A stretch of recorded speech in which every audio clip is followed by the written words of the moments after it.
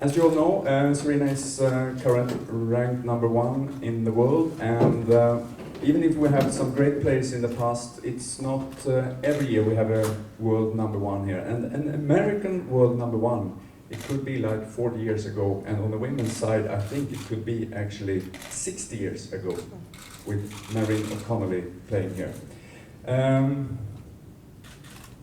First impression of Båstad? It's really pretty. I really like the city. I feel like I'm on vacation. It doesn't feel like a tournament, so it's really kind of relaxing.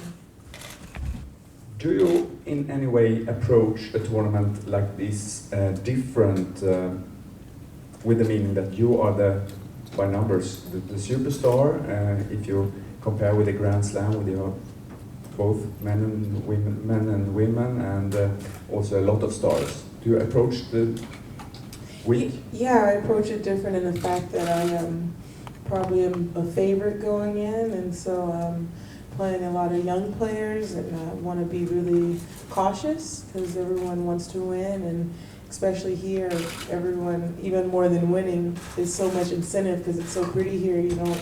You definitely don't want to leave, so that's going to make, I think, the matches even tougher and stronger.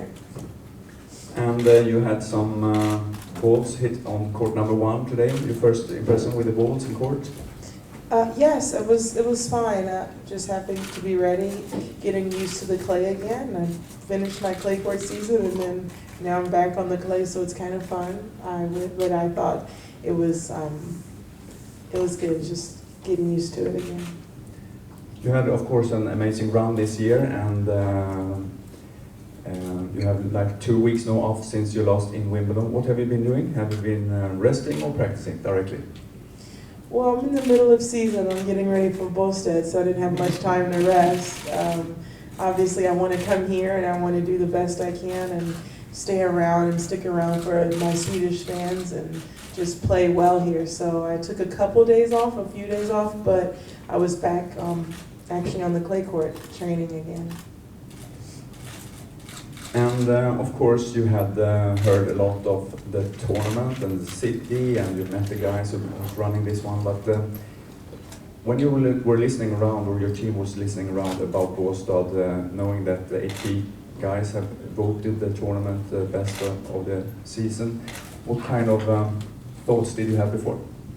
I was really excited to come here. I've only heard really good things about Båstad. I felt like I just had to get here, and I love the ocean. I live in Florida. I'm from California, so I'm an ocean kind of girl. I'm always used to the beach. So to play a tournament, I actually don't think there's any tournaments that are like on the beach like this or on near the ocean. So nice and so beautiful. So it's definitely obviously a favorite place. I can see why people love to play here.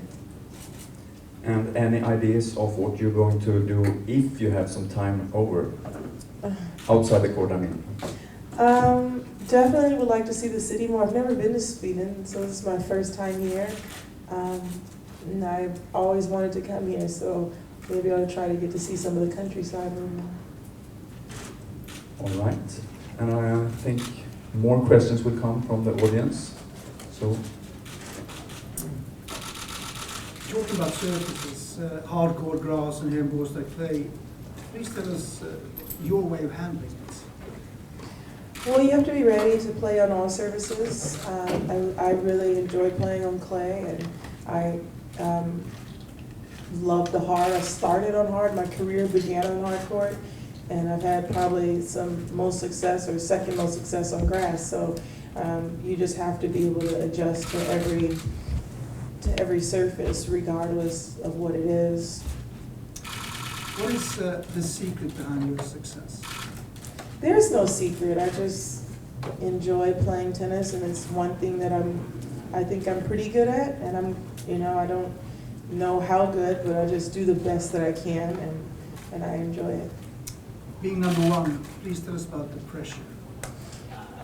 For me, I don't feel any pressure, and the only pressure I feel is the pressure I put on myself. I feel like I'm in a unique position. I don't have to win anymore. I've won a lot of Grand Slams, but so now I don't feel any pressure. I feel like I just go out there and I can just play every match and be relaxed and not have to worry about having to prove myself or having to win this tournament or I have to win that tournament. No, I just have to have fun now. So what about your future goals then? Is this a one-on-one? Well, I'm just kidding. I always have a lot of big goals. I never really talk about them in the case that I don't reach them. So that way it's not as disappointing. It's like goals that I usually keep for myself and that I usually know. I can't say that I did not reach my goals this year so far. I've reached some of them, but not all. But I definitely have some more goals for the rest of the year going forward. Having spent almost 20 years on the tour now, don't you ever get fed up? There definitely are moments where you're like, am I still out here?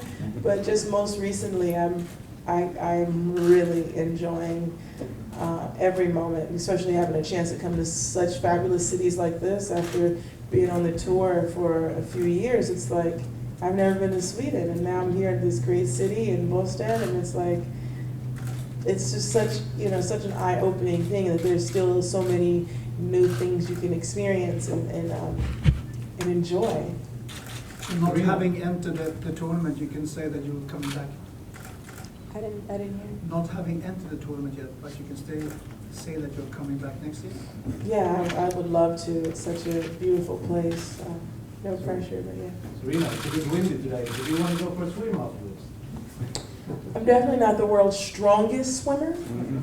I'm more of a girl that loves to wear bikinis and just not jump in the water. That's more me. It's not really a beach day today, though. Yeah, no, not a beach day today, but it's so pretty and the smell is, you really smell the sea. I really don't get that feeling often, so it's good. How does your dog Kip like it here in Båstad? Well, Chip loves it here. He loves running. He's a little guy, but he's dreaming of being bigger, and he's gotten a lot bigger. And he feels that if he eats the Swedish meatballs, he's gonna get stronger. Happy to hear that. Is he a Yorkshire Terrier? Yes, he is. What's been going through your head since Wimbledon? A lot of things always go through my head when I lose. I'm like, why did I lose? How did I lose? What can I do better? Was there a reason?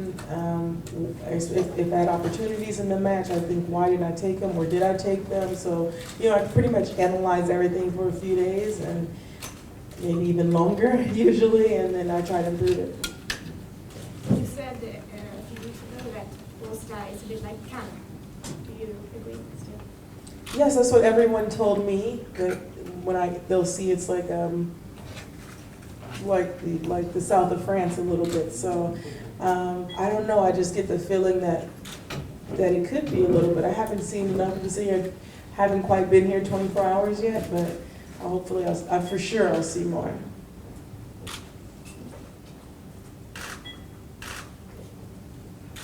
Serena, who told you about Båstad, the first place? Who told you things about Båstad? You know, that's a good question. I don't know. I don't remember. There's been so much talk about it and so many people talking about it recently, and for several months now, I don't remember the first one. Serena, your career has been very, very successful. But if you put sort of like a perspective, what to be most proud of so far? Probably my gold medals, for sure. Winning gold medals, I think, at the Olympics I dream of winning Grand Slams, and for me, it was just a bonus that I never expected to have. Do you see yourself playing in Rio in the Olympics, or? Yeah, God willing, yeah, I have no reason not to play. If I'm healthy, I'll play. I definitely want to play. So many great American tennis players now, so there's only like 4 spots, so I have to make sure I can get a spot, but hopefully I will be able to. Is that it? Yeah. Thank you guys. I like our one-on-one.